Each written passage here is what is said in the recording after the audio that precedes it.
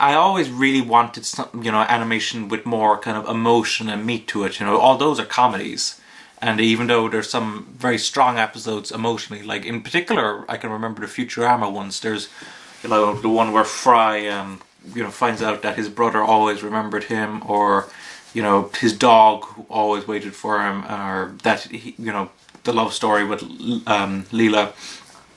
I mean, some of those episodes were really emotional, but they didn't reach the drama that I wanted. So, I couldn't find any animated forms that were dramatic. So, I kept searching, and eventually, I started moving into film, and I got this list, Empire Magazine's 500 Greatest Movies of All Time.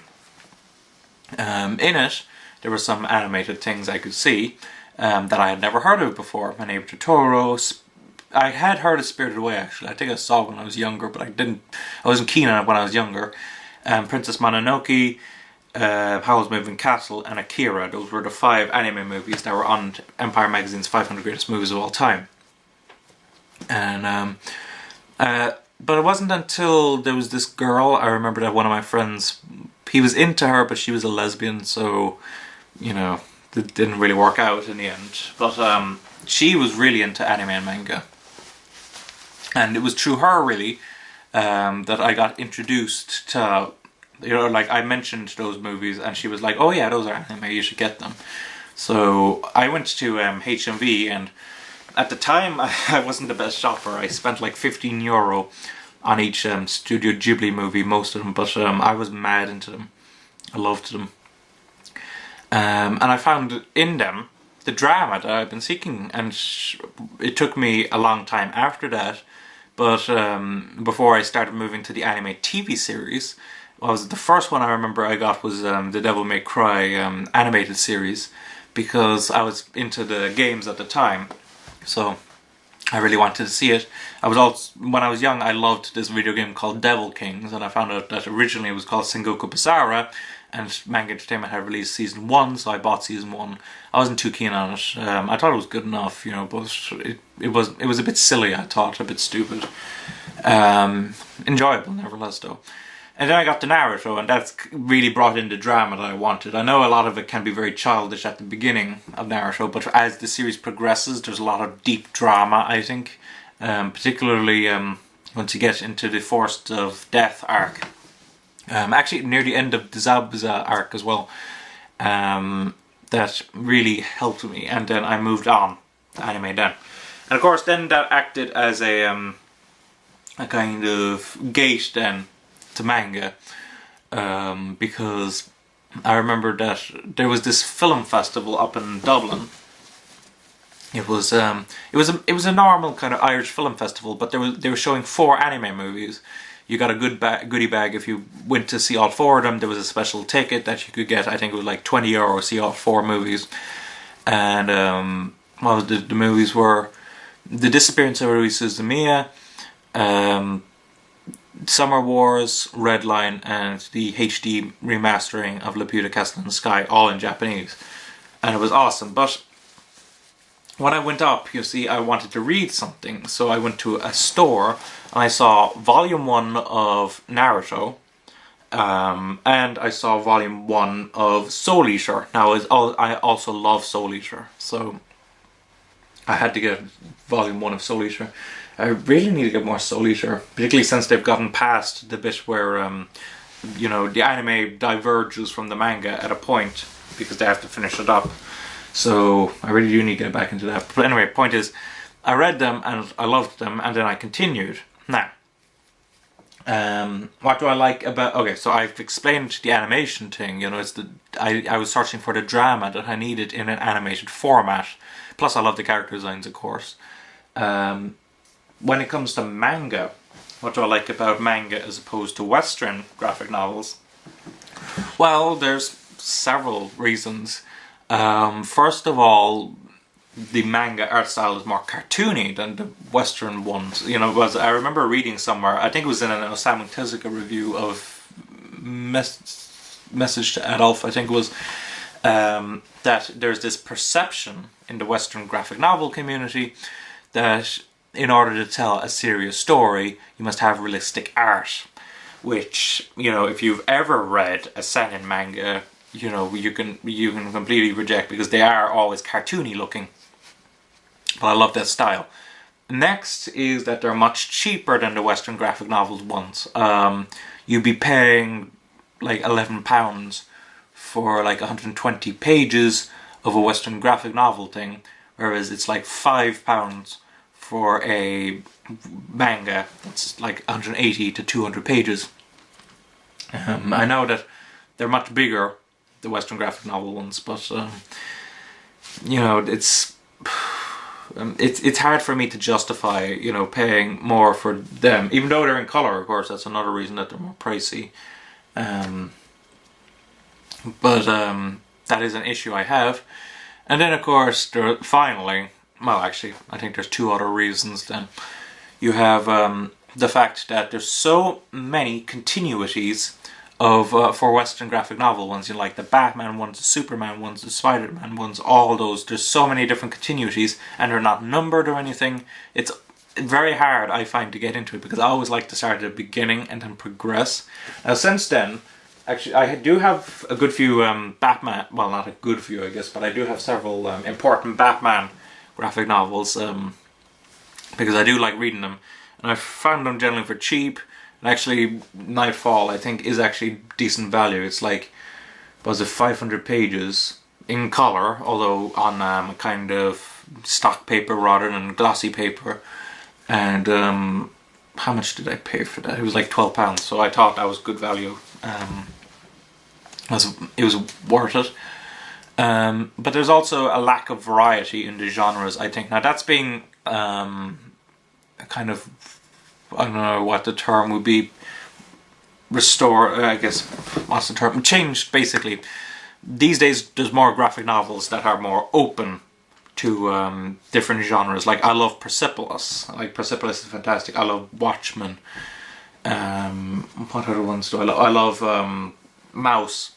I read Bone, and one of the things that I found a bit annoying about Bone, actually, if you've ever read it, is the panel works are very kind of, it's like there's always 9 square panels on the page, 3 by 3. And I just found that a little, I don't know, boring, I guess. Like, the book itself is very good, the story itself is very good, but the panel work is very standard, which I found annoying. Because, you know, in most other, like, even other graphic novels, like Western graphic novels, the panels are constantly changing. You know, you have like a big one there and then a couple here, or you know what I mean. There's a lot more variety in the shapes of the panel work, but in Bone it was just kind of same all the time, with changes here and there, of course. But I found that a bit of an issue, even though it was still very good. So yeah, that would be my reason for preferring Japanese manga and anime to Western equivalents.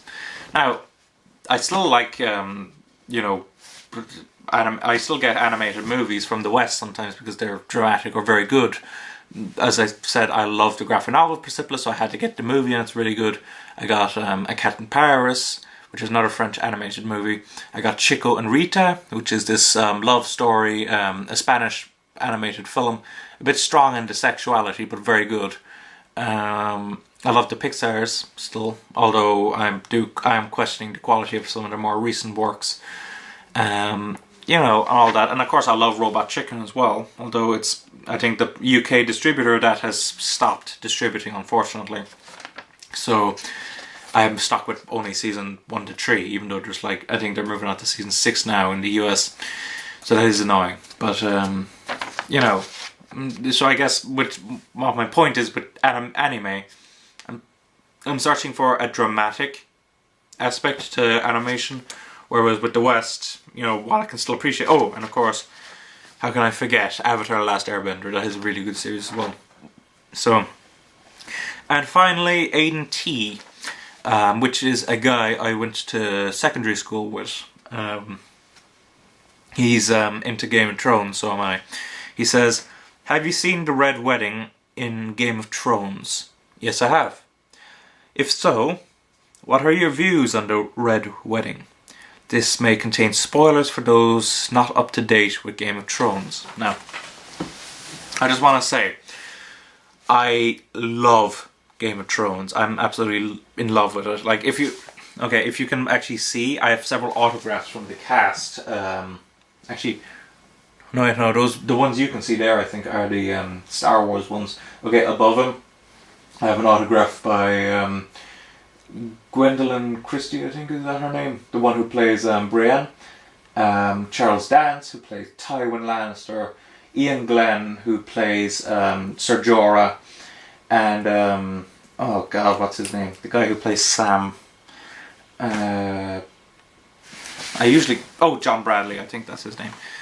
So I have those autographs, and I'm hoping this year to get Jason Momoa's autograph, just because he's awesome. So I love Game of Thrones. I'm not sure if any of you watch Game of Thrones.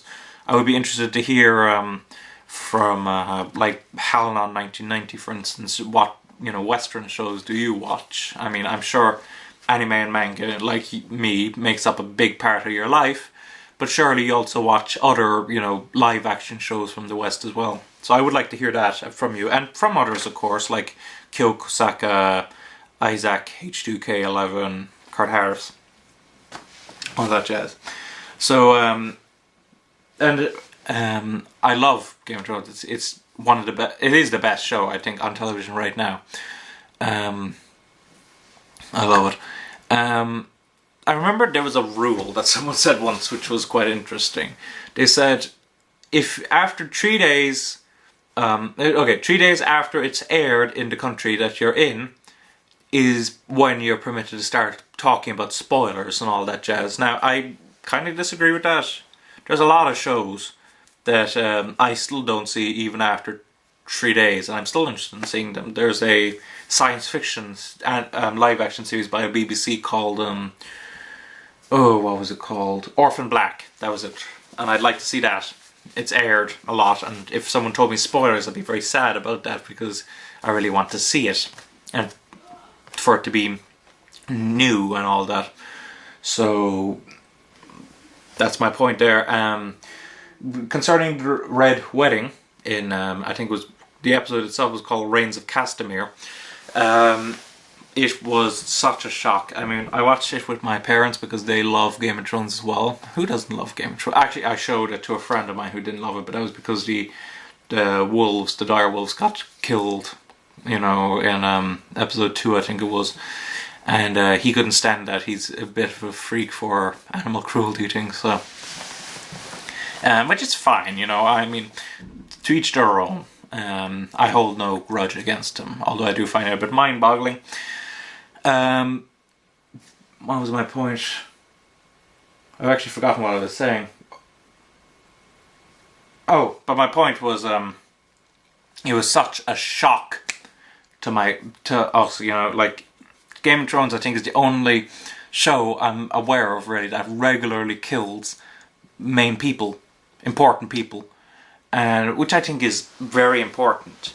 There's a sense of unpredictability about it, a sense that it's unsafe, and while it's a bit uncomfortable sometimes, seeing one of your favorite characters get killed or something like that, it creates a sense of realism that is so utterly needed in today's modern society. Because, the amount of shows you see where, like, the main cast are completely safe and it's always the side characters that are getting killed. Take a Red Shirts from the original series of Star Trek. Not that I have anything against the original series of Star Trek, but you're never going to see Kirk, Spock, or McCoy or something like that get, shot down or killed or executed or something like that. Although that was kind of remedied a bit, I guess, in Next Generation and Deep Space Nine, in that main people got killed in that a bit. But yeah, love it. Okay, so I'm getting a bit close to a half hour here, so I'm probably going to split this up into 2 videos. So thank you for asking the questions. I hope that I answered them to your liking. Tell me if you liked my answers. Don't forget to rate and subscribe as well, and bye bye.